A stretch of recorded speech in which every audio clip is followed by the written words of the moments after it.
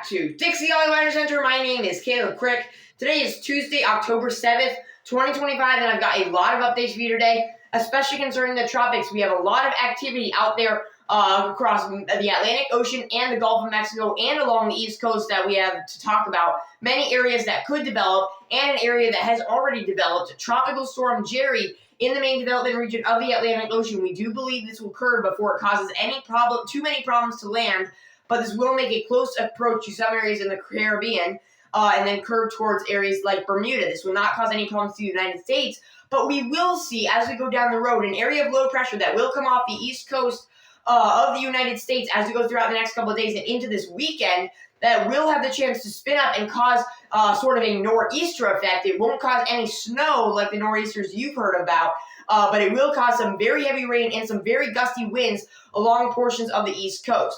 All this and more is included in this video, so let's get right into it. Let's begin by taking a look at our satellite imagery of parts of the Dixie Alley. You can see most of the Dixie Alley under some thick clouds right now, and that's because of a front that is going to be moving across the area as we go throughout the next couple of days that will cause some extra rainfall, especially the farther you go out to the north parts of central Tennessee and into parts of Kentucky, with some excess rainfall as we go throughout the day today and tomorrow. And then we'll start to see this slide from the northwest to the southeast as we go to the next couple of days, creating some more opportunities for rain. This isn't going to be a washout, and we're not going to be dealing with any severe weather of any sort, but we will see some scattered showers and thunderstorms throughout the next couple of days, spreading across the Dixie Alley. And what this will do as we go down the road and into the middle and end of this week, we'll start to see low pressure start to build as this thing moves off the coast. And will have the potential to spin up into something pretty big. Not expecting, a tropical system, but it will be a system that will be capable of some strong winds and some flooding as we go down the road into parts of the Carolinas and up towards the northeast.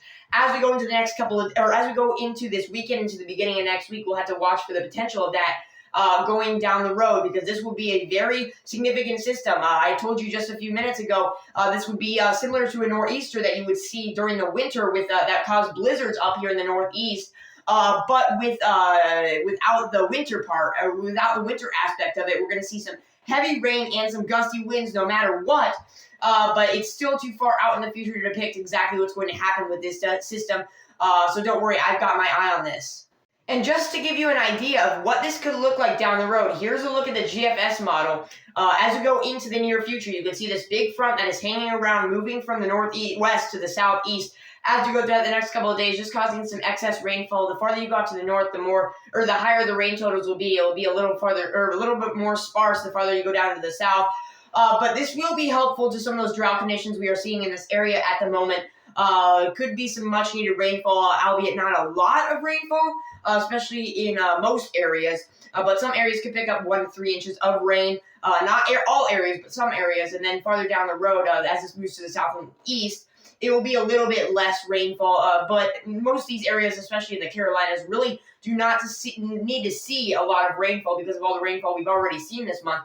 But here's a look at what this could look like as we go down the road. You can see this front moves off the coast as we go into October 10th. This would be by Friday, nearing the end of this week. You'll start to see this front will kind of stay here and will cause a lot of rainfall along the immediate coast, not farther inland, but along the immediate east coast. We could see some more flooding rainfall. But then as you can see, we'll start to really quickly have an area of low pressure build with some of the lift we have. We have high pressure building to the north, which will promote this to move around that high pressure system, which promotes, usually during the wintertime, those blizzard conditions with nor'easters. We really didn't see many of those last year, but we could see a fall-time nor'easter going into the next couple of days. You can see this really strengthening as we go into the end of the week, into the beginning of next week. This is by Sunday. You can see this low-pressure system, 994 millibars. This would be a strong tropical storm.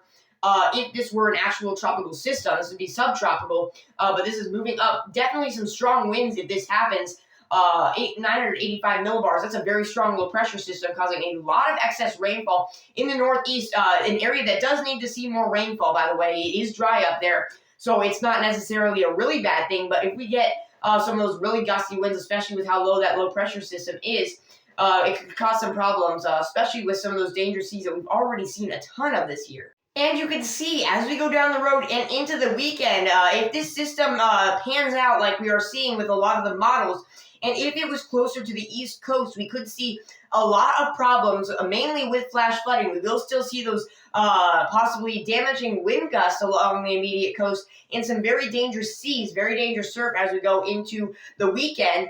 But you can see if this pans out, we'll see a lot of extra rainfall along the East Coast. In an area that has already seen a ton of rainfall over the past couple of weeks, over the past couple of months, mind you, with all those tropical systems that have been moving through, the most recent one being Tropical Storm and Hurricane Imelda that moved through this area. We'll see a lot of extra rainfall. You can see some areas off the coast picking up from 12 to maybe even 20 inches of rainfall.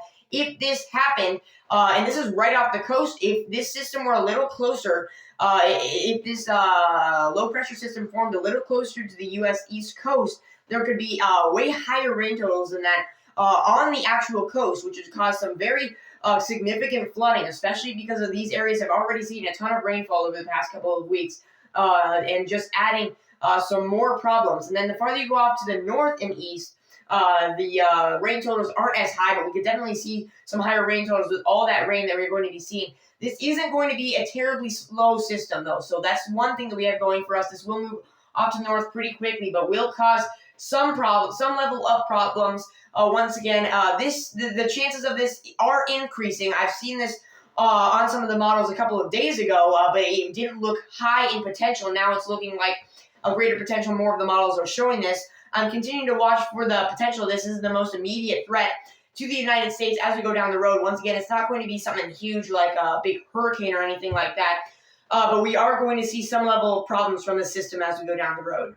And even further away from the United States, the tropics are still very active. We have Tropical Storm Jerry that has just been named just a few hours ago out here in the main development region of the Atlantic Ocean. It has been strengthening over the past few hours and now is a named system. We do expect this to continue down the road and eventually curve out to sea, which is what most of the models are depicting right now. It's not locked in, but it's pretty much almost a guarantee at this moment. This will curve to some degree out to sea, and this will strengthen into a hurricane, potentially maybe even a major hurricane with some of the models down the road. Luckily, we get to look at this from a distance. Like most of the other big systems that we've seen throughout this year, we've really not had any big system make landfall in the United States, and that's a big blessing this year. So like the other systems, this one will curve away from the United States when you look at this one from a distance. Unfortunately, some islands may be impacted by this system down the road, islands that aren't part of the United States. So once again, we're not going to focus on that too much, but